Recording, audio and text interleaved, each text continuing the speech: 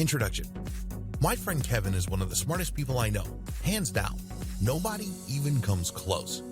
I went to a pretty good, highly ranked university in California. In my close circle of friends, Kevin outshone everybody else.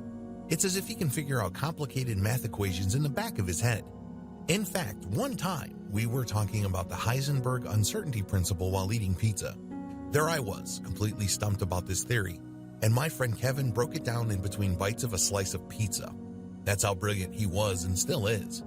Kevin was so sharp that he only needed to show up in class once, and that is to take roll so the professor doesn't drop him on the first day, and he'd refuse to go to the class ever again. When exam time rolls around, you can count on Kevin to get at least an A. He did this like clockwork. In fact, in many cases, he got awards and honors, and he didn't even have to show up for the lectures. I remember laughing when he asked me for any notes that I had for a class he completely ditched. I was laughing because I thought he was just wasting his time. How can this guy ever pass, much less get an A, when he didn't even bother to show up? Boy, was I surprised when the guy got better grades than I did. And he didn't cheat. That's how talented Kevin was and still is. But Kevin, just like most people, has a weakness. We all have our own peculiar and particular shortcomings. It comes with the territory. Kevin is no exception. His problem was self-discipline. He had a Ferrari engine, but he did not want to drive it in a disciplined, methodical, and systematic way. Now, he is twice divorced, living in an apartment whose rent he could barely afford, and constantly drinking his problems away. When I think about the life of my friend Kevin, I not only focus on the missed opportunities for career advancement and accomplishments that he is otherwise capable of achieving, I also think about the rest of us. I think about how we missed out because he did not get his act together to fully unlock his potential so the rest of society could benefit from his genius. Kevin could have been the next .com billionaire. He could have been the next Web 2.0 genius that revolutionized technology. But there he is in the San Francisco Bay Area, struggling to get by on what essentially is a minimum wage. What's going on? How can somebody with so much potential end up with so little? It turns out that self-discipline is not a neat little trait that we can choose to have. It is the trait for ultimate success. Without self-discipline, everything else falls apart. You may not be the sharpest tool in the shed, and that's okay.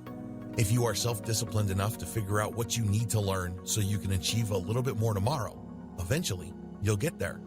Self-discipline is crucial because there are so many distractions trying to divert our attention from what's important and what is truly worthy. You must understand that life is full of rewards. But the problem is, the biggest rewards that life has to offer are only attained through a long, sustained period of focused effort. Discipline is crucial for everything in our lives. This training gives you a practical framework on how to practice and develop self-discipline so you can become more successful in all areas of your life. It helps you develop a new mindset so you no longer have to continue to struggle. Eventually, you will reach a point that things seem to magically fall into place. It's not because there is actual magic involved, but because you are so disciplined that opportunities come to you and things start to flow. You can achieve this state, but the price is high and the journey is long. Are you willing to take that journey? What is self-discipline anyway? There are many definitions of self-discipline, but I prefer one supplied by the American philosopher and writer Albert Hubbard.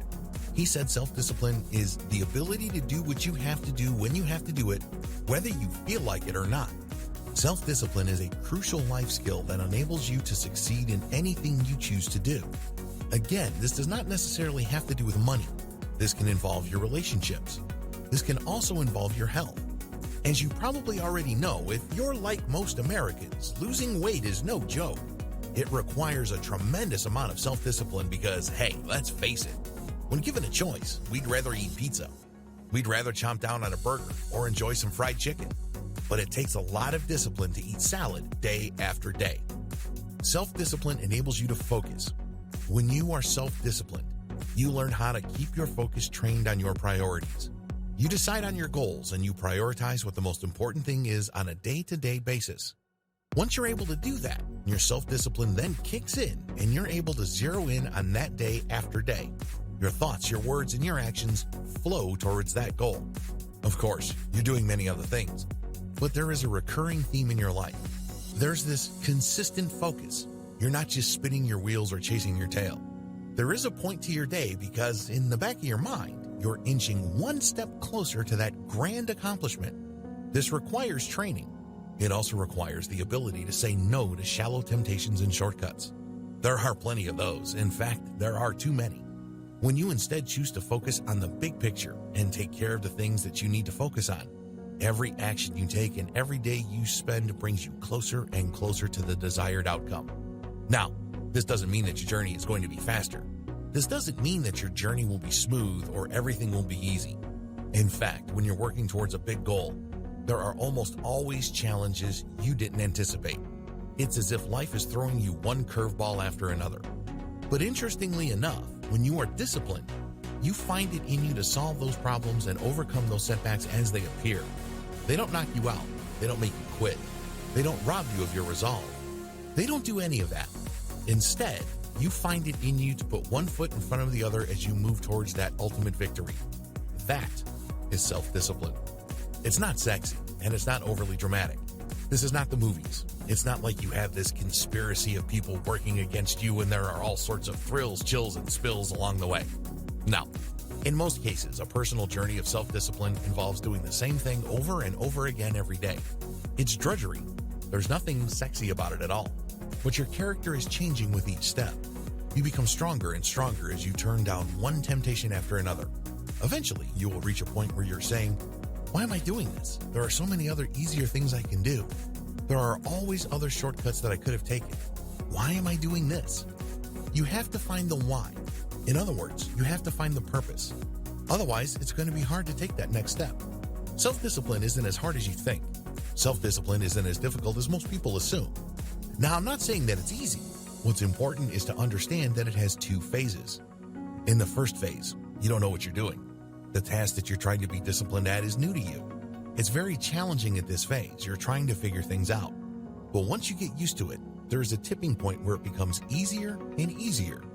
You do achieve a point of momentum. The key is to get there. Once you have fully adjusted, self-discipline actually becomes easy. Why? It has become a habit. It's almost automatic. By that point, it didn't really matter what my feelings were. It didn't really matter how inconvenient it was. It had become a part of me. This is the power of self-discipline. Self-discipline is easier than you think once you pass that point of momentum. Self-discipline is a choice. There's a common misconception that some people are just born with self-discipline and most others are not. That's wrong. Self-discipline is a choice. Do you think a lot of the self-disciplined people out there who achieve victory after victory were born that way? Absolutely not. Often it took them crushing defeat to wake up from their old mindsets and choose a more disciplined approach to their life. The good news is, if they can do it, you can do it too. Self-discipline awakens your emotional nature. A lot of people are under the impression that there's really no space for emotion, insight, and intuition in self-discipline. They view it as some sort of automatic, almost mechanistic process. They think that it's soulless. They think that all you need is an iron will. Boy, are these people wrong. If you think about it, self-discipline is really the intuition of understanding, interpreting, and managing your own emotions. There's a reason why you would rather take things easy. This is your emotional side. It's always tugging at you. It's trying to hold you back and drag you down. There's a lot of space for emotion here because you're managing your emotional states. And the first part to this is simply becoming aware.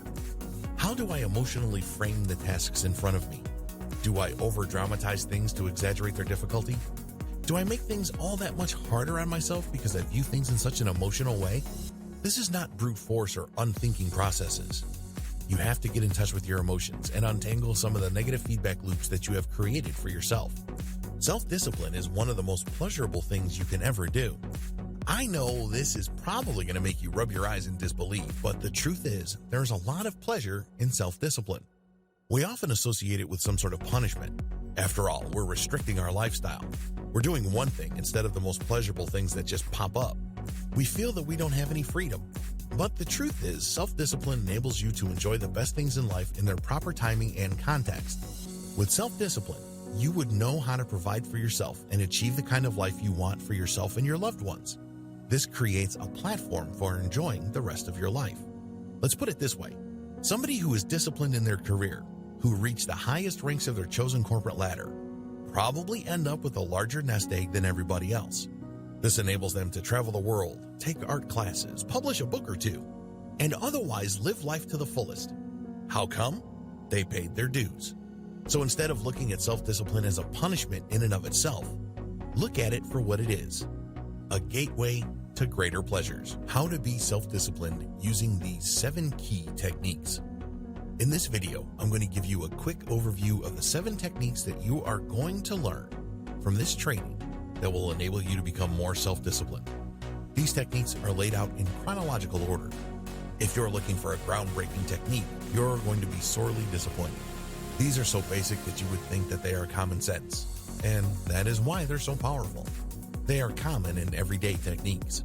The problem is, people don't put them together, much less commit to them. They think that this is so easy, they don't even bother to try. The truth is, there's a lot more difficulty with these techniques than you care to see. But the good news is that the more you do these and stick to them, the easier the succeeding steps become. You build a sense of momentum, and before you know it, you're able to go through the 7 techniques like clockwork. It eventually becomes part of your daily routine. Technique number 1, identify your goals. If you don't know what you're shooting for, don't be surprised if you end up shooting yourself in the foot. Technique number 2, prepare a backup plan when temptation arises. Don't get caught flat-footed. A little bit of advanced preparation goes a long way in helping you overcome temptation each and every time. Technique number 3, find your motivation daily. It's very easy for people to dismiss this. People are under the impression that, am I not already trying to be self-disciplined? Isn't that motivation enough? Well, no, that's not enough, because eventually you start looking at it as a chore. You start looking at your whole personal journey towards discipline as some sort of punishment. What do you do then? You need to find a way to motivate yourself in a sustainable way so you keep pushing forward. Technique number 4, turn self-discipline into a habit. Eventually, you will reach a point where self-discipline becomes part of your daily routine. The key is to get there. This is the biggest challenge. Because once you are in the right spot, it's easy to develop a new habit. A lot of your mental reservations have given way, and it has become easier for self-discipline to become part of your daily routine.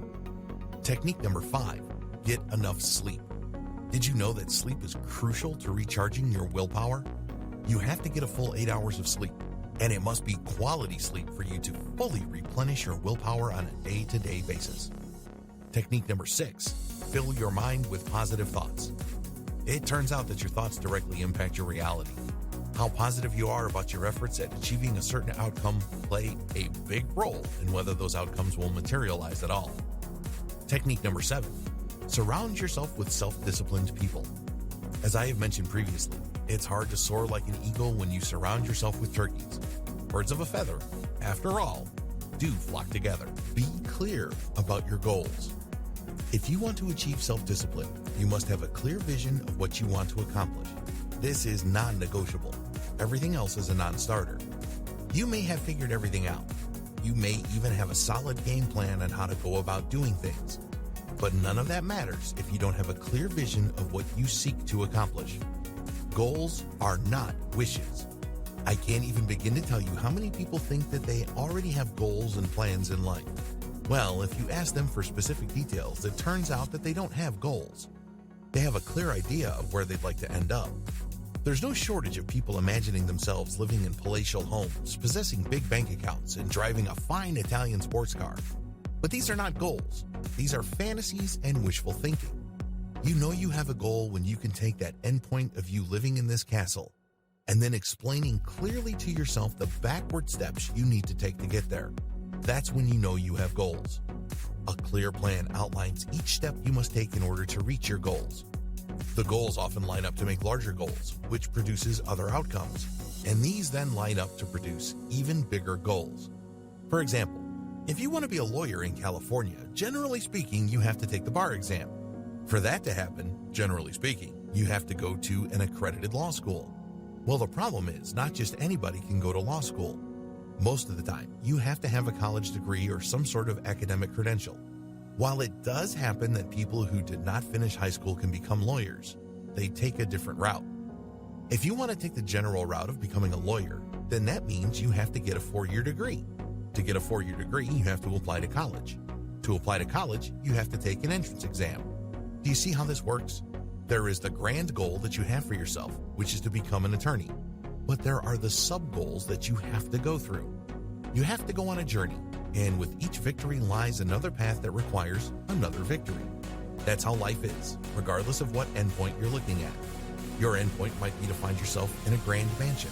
Great, awesome, but you have to pay attention to the series of goals that need to be achieved prior to you reaching that endpoint. Goals require prioritization. Once you have a clear idea of the steps that you need to take to achieve your ultimate goal, the next step is to set your priorities straight. You may have a nicely laid out path to go from where you are to where you need to go. That is great. The problem is, if you have other responsibilities, duties, and obligations, it's very easy to get lost in the weeds. It's very easy to think that your job, which doesn't really lead to your goals, is your number one priority. So you don't take classes. You drop semester after semester because you're working on your job. The problem here is that your job isn't tied directly to your goal. Sure, your job produces money so you can afford to work on your ultimate goal, but that is the extent of its proper relationship to your goal. Do you see my point? If you prioritize your job first, then your goal decreases in importance, and before you know it, it goes out of mind. It ceases to be important and you remain stuck where you are. The moment you decide on your ultimate vision for your life is the moment you must also decide to reprioritize your life. As important as your job is in putting food on the table, please understand that it's of secondary importance to the grand vision that you are pursuing. Live your life accordingly. In none of this advice do I say that you drop your job. I'm not saying that at all. That's not what I'm encouraging you to do. Instead, put everything in proper focus and invest your energy accordingly. The great thing about crushing goals. The most awesome thing about crushing goals is that once you clear one hurdle, you get a nice surge of energy and possibility. For example, when somebody wants to become an attorney, they must first get into college. When they take the SAT and they do well and they get into a good college, it feels good. They built discipline there. When you free up your energy clearing that first hurdle of getting into a 4-year university, you have to redirect that to the next step, which is to take the LSAT and finish college with high enough marks to get into a good school. Once you're there, you need to do well in your first year so you can get a good job with a big law firm or a prestigious practitioner that will open doors for your career later on. Everything is tied together, and that's why you have to be very careful of how you channel your energy as you clear one hurdle after another. A lot of people confuse clearing one important goal as an excuse to relax. No, don't do it that way. That's a non-starter. To a certain extent, trying to achieve success by being self-disciplined is like being a shark. Did you know that if a shark isn't swimming, it's dying? The same goes with you. If you're not pushing forward to the next goal, you're stagnating. And before you know it, you're going to find yourself in a very tough spot.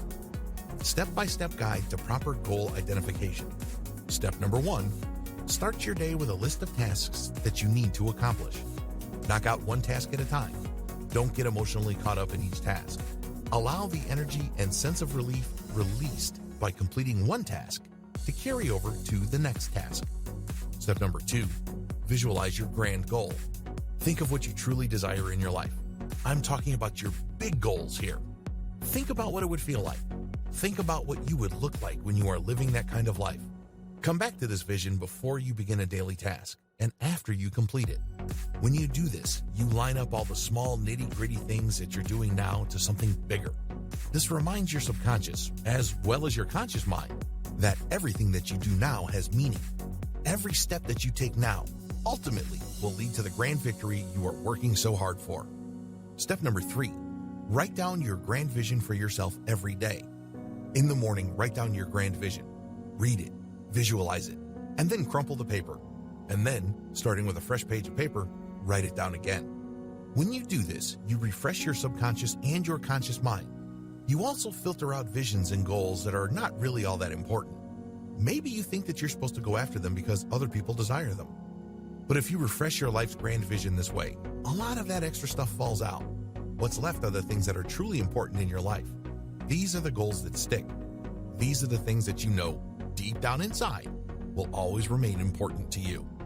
Step number 4, consciously recommit yourself to your grand goal. At the risk of sounding corny, you have to look at the list of grand goals and visions for yourself and say to yourself, I am capable. I have chosen this for myself. I am going to do this.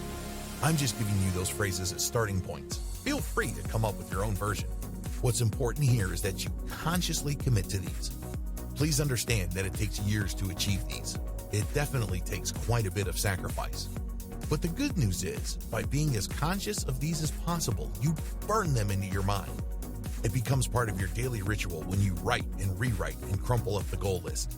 Eventually, it becomes part of you. Step number 5, take action on your goals.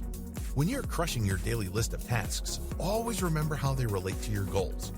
At the end of the day, give yourself some affirmations regarding what you achieved and how they helped you get one step closer to your goal. This enables you to overcome procrastination. This also pushes you to do your very best in achieving your goals. This step also makes sure that your goals are at the top of your mind. They are not some distant fantasy or notion that would be nice if it happened. Instead, it becomes immediate. Always be ready with a backup plan. You may be thinking that once you've decided to practice self-discipline, it would be smooth sailing. I know that this seems kind of simplistic or even dumb, but let's be honest here. When we make plans, we often think this way. It may not be obvious to us, but when we look at how we respond to unforeseen circumstances or curveballs that life throws our way, this is our response. It's as if we got blindsided. It never occurred to us that challenges will come. Make no mistake, when you're trying to practice self-discipline, you're doing something that is not in your nature. Your nature is to take the easy way out, to run towards pleasure, and run away from pain. That is human nature. That's the way we're wired. You're trying to do something different. You're trying to delay gratification and undergo discomfort now so that you can get a massive reward in the future. Not surprisingly, when people are hit with situations that they didn't anticipate, they are more likely to quit. It hits them from left field. It's such a surprise that it robs them of their resolve. The better approach is to use the Gallwitzer technique. In studies conducted in 1997 by the psychologist Peter Gallwitzer, he had study participants give themselves certain if-then statements that would enable them to survive all sorts of unintended, unforeseen, and unplanned circumstances. This is called the implementation intention. Basically, people would work towards a certain goal, but they would give themselves if-then statements if they cannot achieve that goal for some reason. By having an advanced plan in place, they are not caught by surprise and their willpower is preserved. According to Peter Gallwitzer, this is actually the key to success. When you pursue your plans and you get hit by surprises, your willpower takes a hit. You don't know what to do. You're confused, and you spend a lot of time diluting your willpower among a wide range of options. By the time the right option becomes clear, you don't have much willpower left. This reduces your resolve. You feel stuck, discouraged, or oftentimes defeated. By having if-then statements planned ahead of time, you're ready to respond regardless of how things turn out. Whether you're waiting or whether you encounter strong opposition, you have a ready plan. Instead of losing steam and just freezing, you find a way around the problem. And before you know it, you still end up at your intended destination. This approach was tested in a study that appeared in the journal Psychology and Health in March 2009. Study participants were tested ahead of time regarding their intention, behavior, and planning regarding consuming more fruits. It turns out that participants who framed their plans in terms of if-then statements are more likely to eat more fruit than those who just have a more generalized plan of increasing their fruit consumption. The reason for this is that when all sorts of problems appeared, the people who have if-then plans are able to adjust better and stick with their goal. Step-by-step guide to using backup plans. Step number 1. Create implementation intentions. First, you need to identify the actions that you're going to take to achieve your goal. Also, identify when you need to take those actions. Once you're clear as to these pairings, come up with possible problems that may appear. Create if-then statements pairing what setbacks may possibly happen and how you plan to deal with them. Step number 2, identify how you will deal with problems and lead them to your goal. In other words, don't just focus on getting around a problem that you did not anticipate. Make sure that the action that you plan to take does produce the outcome that you're looking for. In other words, everything must still lead to the goal, even the detours. For example, instead of saying, I'm going to lose weight, say, if it is 6 a.m., I'm going to take a jog. Now, nowhere in this if-then statement are you saying that you want to lose weight. But when you repeat this over and over again, it becomes obvious. You have a cue, which is a time in the morning, and an action that leads to your goal. When you run or jog in the morning, you are more likely to lose weight. Step number 3, be as clear about the obstacles as possible. Come up with a long laundry list of the things that could go wrong. Next, prioritize your list in terms of probability.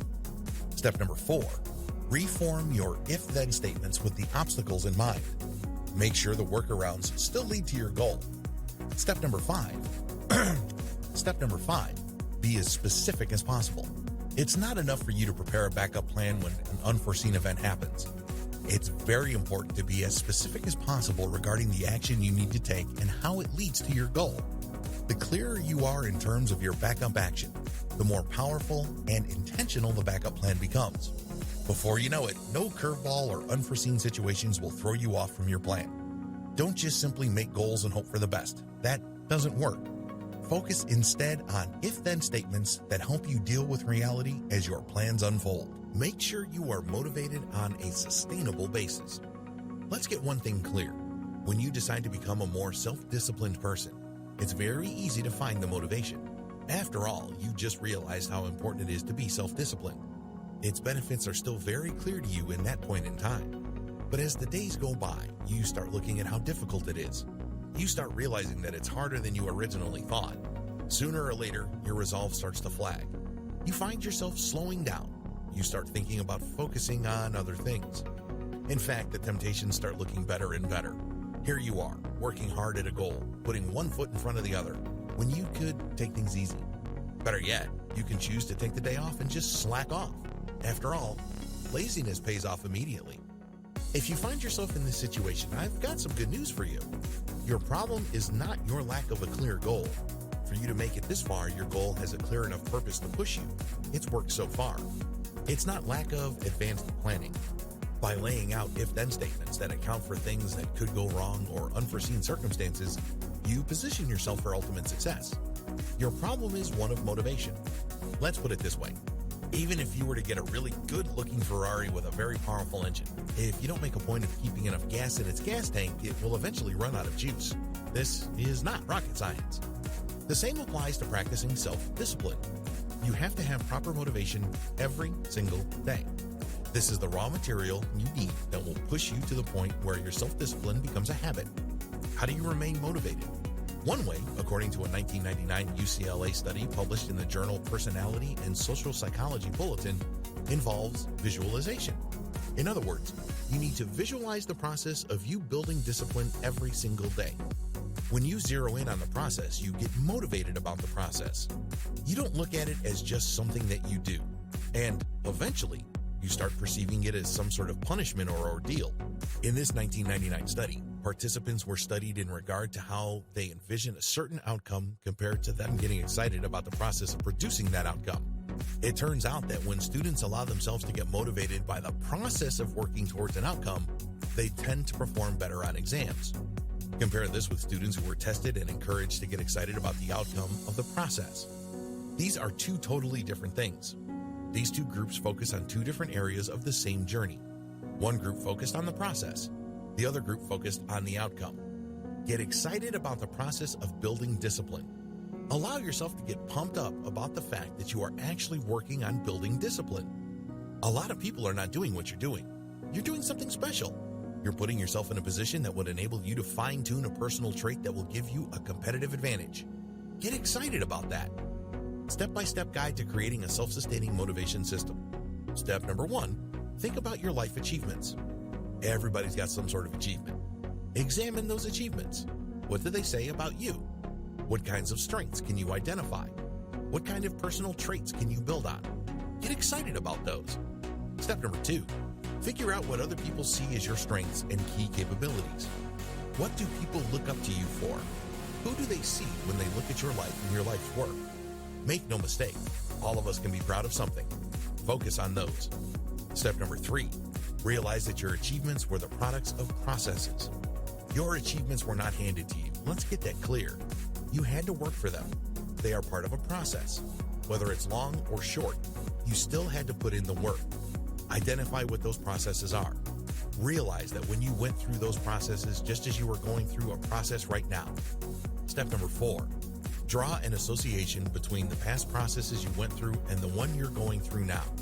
When you realize that the process that you are going through now in your journey to greater success is really not much different from a similar path that you had traveled down before, you should get a tremendous sense of reassurance. You're not doing something completely new. You've been down this path before. This should give you peace of mind. You're not going through uncharted territory. The best part? You've done it before. What's holding you back from doing it now? Get excited about this process because you've done it before. It's already delivered positive results. Wait until this journey delivers even greater results. This is how you get excited about the process instead of just obsessing about the final outcome. Turn self-discipline into a habit. Please understand that really successful people who are very self-disciplined weren't born that way. They made certain choices. One choice is to turn self-discipline into a habit.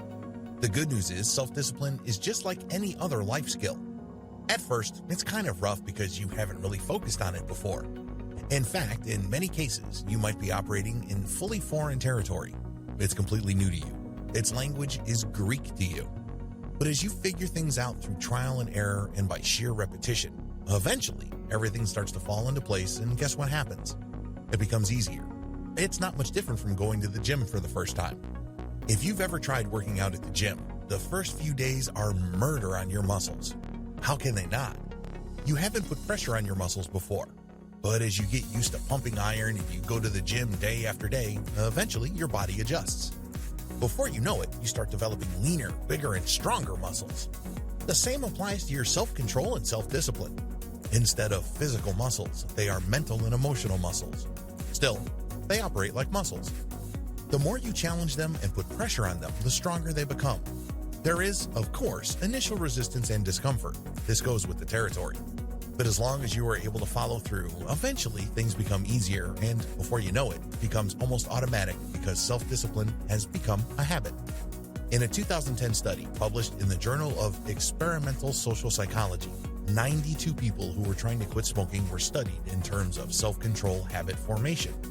In an initial meeting, they were led to believe for 2 weeks that when they do certain tasks like keeping a diary, doing math problems, practicing hand grip exercises, and avoiding sweets, they would build self-control.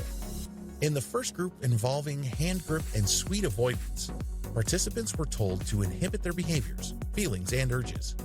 They were told to eat as little sweet foods as possible. They were also given hand grips to exercise their gripping power. For the diary group, people were just told to keep a diary of any acts of self-control they did throughout the period. This was actually the control group. It turns out that when people were assigned to practices involving resisting sweets or doing hand grip exercises, they are more likely to achieve higher levels of self-control. In other words, small acts of self-control can lead to greater overall self-discipline. It becomes a habit. When you apply self-control to small things, they scale up to the larger challenges in your life. Don't think that a little bit of self-control in one area of your life will, in no way, spill over to other areas of your life. They do. Step-by-step guide to turning self-control into a habit. Step number 1, focus on getting small stuff done. If, for example, you're trying to adopt a new habit of always knocking out your daily to-do lists, focus first on getting small stuff done. Focus on the ministerial stuff.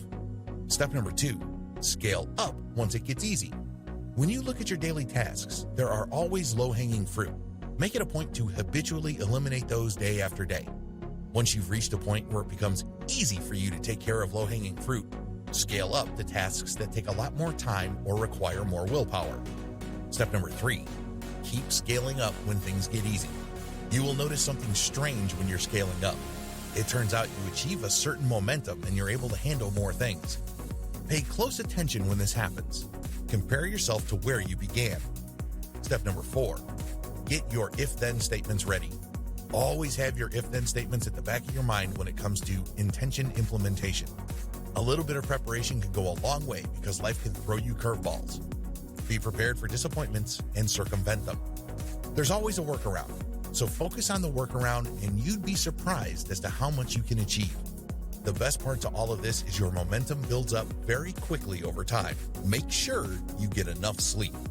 Self-discipline, just in case you are not aware, eats up a lot of your personal focus and willpower. According to researchers, it turns out that we only have a certain amount of willpower available to us every single day.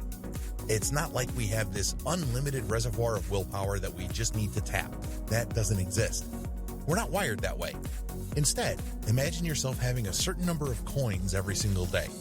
Anything that requires attention, analysis, focus, or any kind of critical or deep thinking burns quite a bit of willpower. The same applies to any kind of activity that requires patience. It is no surprise that a lot of people who have serious self-control issues run out of willpower before the day is out. In fact, a lot of them don't start out with much willpower at all. Even fairly mid-level challenges are enough to deplete their willpower. So, what happens to them? Well, they're unable to resist temptation for the rest of the day. They basically just go back to their old patterns of trying to seek a shortcut or just basically procrastinating and putting things off. They don't build self-control and self-discipline. They don't have the foundation for it. How can they? They've completely run out of willpower. Well, it turns out that this fixed amount of willpower that we start out with can be increased based on how much we sleep the night before. Sleep is crucial to replenishing your willpower. If you notice that you don't have much willpower to begin with, try getting a full 8 hours worth of sleep. Please pay attention to what I just said. I'm not just talking about the duration of your sleep. It's crucial for you to get 8 full hours of shut-eye. That's important. But you also have to pay attention to quality in addition to quantity. It's not enough to get 8 hours of sleep. It has to be the right kind of sleep. What is the best quality sleep? We're talking about REM sleep. This is rapid eye movement sleep where you're basically dreaming. Your mind unclutters itself. It reorganizes information and it rests in a deep and profound way. When it does this, your mental faculties are refreshed the next day and you start off with a lot more willpower than the day before. That's how REM sleep works. You have to burn the candle from both ends when it comes to sleep. Not only do you have to make sure that you sleep long enough, but it also has to be deep, restful, meaningful sleep. When you do this, you increase the amount of willpower you have, and your mood is able to withstand a lot more punishment. You are able to focus for much longer, exercise better judgment, and improve your choices overall. These conclusions were inferred from a study published in October 2011 in the Academy of Management Journal. 2 groups were studied in terms of sleep deprivation, and the study highlights the fact that those study participants who had less sleep had showed signs of decreased self-control. They also tended to be more hostile. Step-by-step guide to increasing your sleep quality and quantity. Step number 1, keep a regular sleep schedule. Make sure that regardless of whatever else is going on in your life, you stick to a fixed schedule for sleep. You owe yourself 8 hours every single night. Stick to that schedule. If you find yourself waking up in the middle of the night, stay in your bed. Resist the temptation to get up, grab a glass of water, or check your email. The moment you're exposed to light, chances are your sleep patterns will be disrupted and you're going to have a tough time going back to sleep. If you find yourself waking up in bed, stay in bed. Step number 2, make it a point to lay down and get up at the same time every single day. At first, it's going to be tough for you to stick to this schedule, but eventually you will get used to it. Step number 3, adopt a pre- and post-sleep ritual. Believe it or not, the things that you choose to do before and after you sleep play a big role in both duration and quality of your sleep. Be very careful as to what your rituals are. Don't drink coffee. Don't drink any kind of stimulants. Don't work out or engage in heavy exercise right before you go to sleep. Manage your time very carefully. Pay close attention to what you choose to do before and after your sleep. Take notes. Maybe there are certain activities that enable you to fall asleep faster and deeper. Do those. By the same token, be aware of the things that you're currently doing that cuts your sleep short or ensure that your sleep is very shallow. Ditch those and replace those with better habits. Step number 4, take control of your surroundings. A lot of people think that just because their bed is at a certain place in their home and it has a certain surrounding that basically they have nothing they can do about it. This is wrong. You have a lot of say in your surroundings before you sleep. You might want to remodel your bedroom. You might want to move furniture around. You might want to make small changes in lighting and acoustics as well as background sound. Don't think that just because your bed is located in a certain place that sleep is a take it or leave it proposition. Don't fall into that trap. Make sure that your surroundings are conducive to sleep. Unfortunately, the only person that can definitively answer this is you. So pay close attention to your surroundings. Take control of them. Make small changes here and there. Mix and match things. Track your results.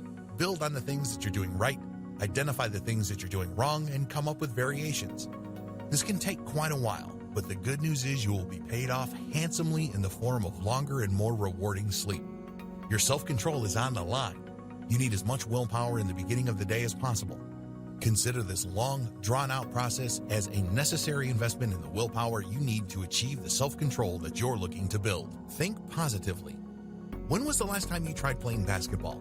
If you're like most Americans, you probably played hoops at least once. Now imagine yourself dribbling and stepping near the line and then taking a shot. Pretty straightforward, right? Well, imagine thinking to yourself that the ball is not going to go through the hoop. You're assuming the worst. You're assuming an air ball. You're assuming that you're going to shoot a brick. Whatever it is you're imagining, it's not going to end well. What do you think happens to your chances of making that shot? Well, it should not be a surprise to anybody that you miss every shot you take. You see, your performance in anything in your life is closely related to how you choose to think about your prospects. If you have a very pessimistic view on how things will turn out, then don't be all that shocked when everything you think about becomes some sort of self-fulfilling prophecy. If you think you're not going to make that shot, your emotions are in a certain place. You start doubting yourself. Before you know it, this has a tremendous impact on your actual physical performance. Maybe you don't aim the shot properly. Maybe you take the wrong body position. Whatever the case may be, the ball doesn't go through the hoop. Now, apply this to all other situations in your life. It fits hand in glove. How you choose to think about situations in your life has a very important role to play in how things turn out. In fact, according to a research from the University of Michigan published in May 2005, one levels of mental positivity correlates with the amount of willpower they have available to them to do important things. This is crucial. In the Michigan study, students were shown short film clips that either created feelings of joy, contentment, or neutral emotion. Other groups were also shown film clips that triggered negative emotions. After seeing all these images, the participants were given a piece of paper that started out with the phrase, "I would like to." It turns out that the students who were shown negative images showed the least number of plans. On the other end, people who were shown images of contentment and joy listed out longer plans. In other words, when you experience emotions like love, contentment, inner peace, and joy, you're more likely to see the possibilities of your life. You're more likely to see things as open-ended and full of adventure and possibility. In other words, you're more likely to take action. You're also more likely to tap into your willpower to make things happen. This is crucial to building self-control. When you have a positive mood produced by a positive state of mind, you're more likely to roll with the punches when you are confronted with setbacks. Make no mistake, as you seek to build self-discipline, you will be hit by setbacks. It comes with the territory. While the previous technique teaches you to be prepared for such setbacks by preparing if-then statements, you need willpower to turn those statements into reality. You need willpower to overcome challenges. This is very hard to do when you have a negative mindset. This is almost impossible if you are upset or in otherwise a very negative mood. Step-by-step guide to thinking more positively. Step number 1, start your day with positive affirmations. Tell yourself that today will be an awesome day. It's not enough to call it a good day. It's going to be an awesome one. At first, you probably won't believe yourself. It just feels like you're going through the motions. But when you allow yourself to focus on the statement, "This will be an awesome day," eventually your mind will start making associations. It will start achieving certain things during the day. The positive association is made. The next time you repeat your positive affirmation to yourself, it starts sounding more and more like reality.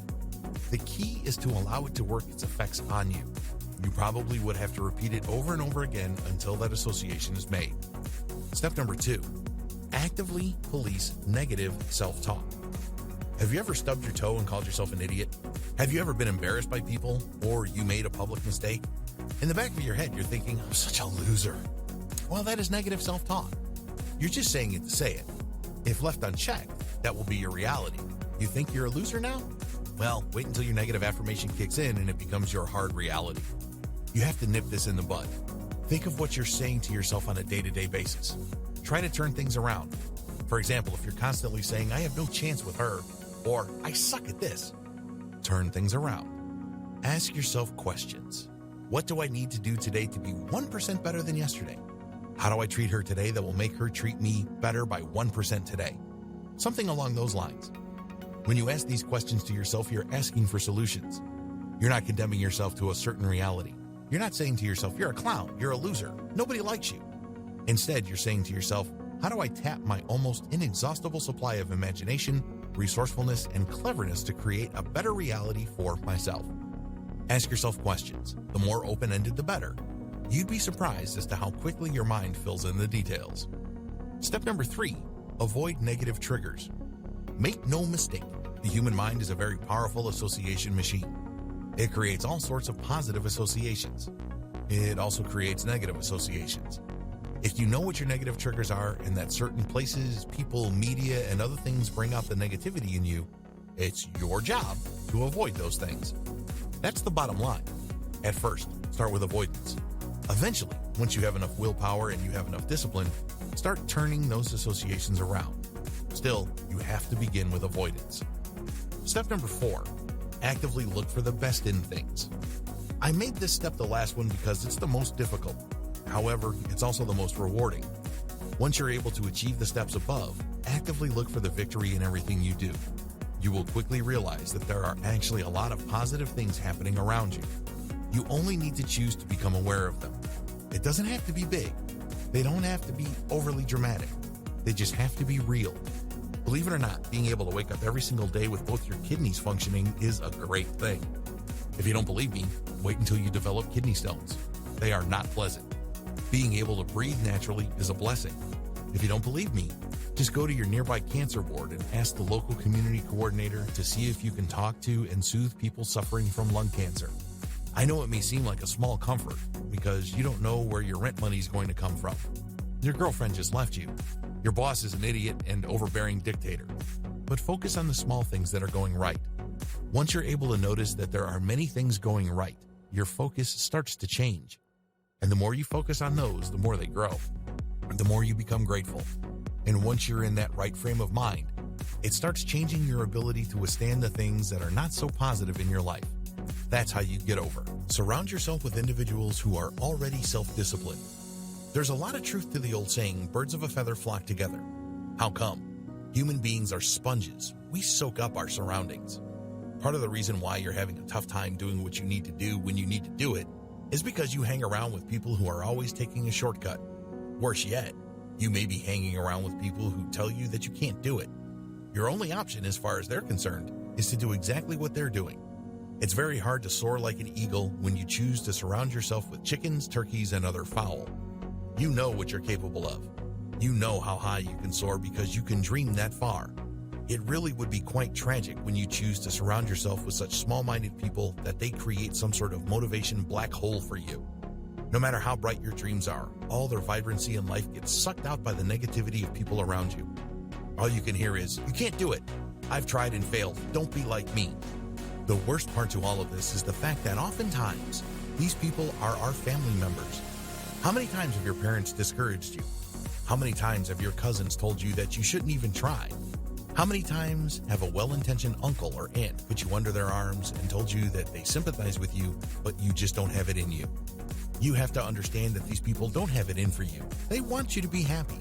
They want you to be content. They want good things for you. But the problem is they are so jaded, or they have been distorted by past mistakes and failures that they feel that they're doing you a favor by discouraging you. Deep down inside, they just don't want you to be disappointed as they are. Life let them down, and they'd be damned if they would let somebody they love, namely you, go through the same ordeal. Please understand that in most cases, it's love that motivates them. They don't want you to lose your resolve. They don't want you to lose your will. Instead, they just don't want you to get hurt. So, in their minds, the shortcut to that is to not try at all. You need to get out of that motivational black hole. You need to do it pronto. How do you do that? Surround yourself with people who have already achieved some of what you're trying to achieve. If you are at work, chances are 20% of the people there produce 80% of the results. Your job on day one is to find those people. Hang out with them. Sure, at first they probably would doubt you. They might even be very suspicious. But earn their trust. Get in their inner circle. Tell them, you have what I need. You are the winners in this organization. Sure, I'm wet behind the ears and I'm not tried, nor am I proven. But you can trust my sincerity that I am looking to learn from you. Besides the nice little ego boost, you appeal to the better angels of their nature because they know how hard it was to start out being nobody. They know how tough the process can be. If they can see your sincerity and the clear drive in your eyes to want to improve yourself, they see themselves in you. In fact, the very best ones would love to pay it forward. In other words, nobody was there for them to show them the ropes. But now that they have a chance to mentor somebody, they will jump at that chance. That shows you their real nature. So hang out with those people. Real coaches will not sugarcoat anything. They will tell you that it's rough, but they will also tell you that there is always a way out, and this means learning the lessons that you need to learn and just powering through until you achieve momentum. But people are not going to waste their time on you until you show them that you're willing to pay the price. This means hanging out with them. This means trying to make the effort to hang out with them. In fact, a lot of them will test you. They'll say to themselves, does this kid really want to be a top salesman in this organization? Let me bust his chops. Let me give him a hard time. You just need to get over this. Once you earn their trust and confidence, they will clue you in on the secret. Step-by-step guide to surrounding yourself with self-disciplined mentors. Step number 1, find the winners in your organization. By winners, I'm not talking about the CEO. I'm talking about mid-level people. Find them. They can always be found in any organization. Like I said, 20% of the people in any organization produce 80% of that organization's result. Find that 20%. Step number 2, prove your worth. Don't just hang out for social purposes. They know that people like that are leeches. They want the appearance of success, but are unwilling to do any of the work to achieve real success. Real successful people don't have time for such people. They're parasites. Since the most productive people in your organization, which one you are, don't be all that shocked if they try to test you. Maybe they'll give you an assignment. Maybe they'll try to work with you and test your chops. Whatever the case may be, get ready for the test. Be prepared to ace that exam. Step number 3, keep an open mind to critique so you are accountable. The worst thing that you can do is to have an ego. The worst thing that you can do when you're trying to learn from a mentor is to think that that person doesn't know what they're doing and that you're always right. I know, this sounds crazy, but people do it all the time. They think that they're complete. They think that they figured everything out. So when somebody who actually has figured things out tries to mentor them, nothing sinks through. Everything is seen as some sort of offensive remark. People feel that they're being attacked, so they don't learn. You can't take this personally. You're the student. Act like one. You don't see a student go up to a professor and say, "You're wrong. You don't know what you're talking about." How would you know? You haven't read the book backwards and forwards. You haven't done the research. You haven't been asked to speak at hundreds of symposiums and conferences. You better shut up and sit down, because every time you open your mouth, you're not learning. It's much better to close your mouth and open your ears. The fact that you are shutting down your ego or setting aside pride is a self-discipline exercise in and of itself. Hey, let's face it, all of us want to be a prima donna. So all of us want the spotlight. But the problem is when you hog the spotlight and you try to put on a show, you're not learning.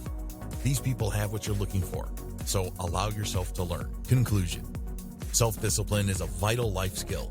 It is crucial to any kind of success. In fact, if you were to pick 3 top traits that will help ensure your success, self-discipline is one of them. Another one is grit or determination. The truth is, you can get that fantastic life you have dreamed all of your life for through self-discipline. You don't necessarily have to be the sharpest tool in the shed. You don't have to be born with a PhD. You don't have to be a rock star coming in through the door. With enough self-discipline, you will learn what you need to learn to do what you need to do for however long it takes to achieve the big things. The best part about self-discipline is you get a big picture view of the process. It humbles you. It doesn't turn you to some sort of prima donna who is continuously hungry for attention. This enables you to start looking at life as a series of techniques. Instead of seeing it as a series of humiliations that beat the life out of you, you start seeing life as a series of tests that bring out the best in you. Far from a scary fire that consumes people and produces excruciating pain, purifying fire refines people just as fire refines gold. When gold is passed through the fire, it becomes pure, it becomes bright, and its value shines out. This is the process of discipline. It's not painless by any stretch of the imagination, but it is necessary pain. I wish you nothing but the greatest success.